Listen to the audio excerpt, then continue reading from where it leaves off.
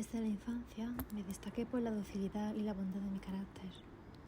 La ternura que abrigaba mi corazón era tan grande que llegaba a convertirme en objeto de burla para mis compañeros. Me gustaban especialmente los animales y mis padres me permitían tener una gran variedad. Pasaba a su lado la mayor parte del tiempo y jamás me sentía más feliz que cuando les daba de comer y los acariciaba.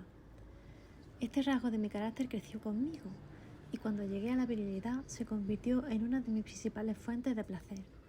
Aquellos que alguna vez han experimentado cariño hacia un perro fiel y sagaz no necesitan que me molesten explicarles la naturaleza o la intensidad de la retribución que recibía.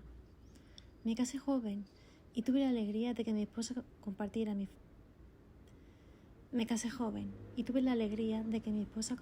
preferencias. Al observar mi gusto por los animales domésticos, no perdí oportunidad de procurarme los más agradables de entre ellos. Teníamos pájaros, peces de colores, un hermoso perro, conejos, un monito y un gato. Este último era un animal de notable tamaño y hermosura, completamente negro y de una sagacidad asombrosa. Al referirse a su inteligencia, mi mujer, que en el fondo era un poco supersticiosa, aludía con frecuencia a la antigua creencia popular de que todos los gatos negros son brujas metamorfoseadas. No quiero decir que lo creyera seriamente, y solo menciono la cosa porque acabo de recordarla.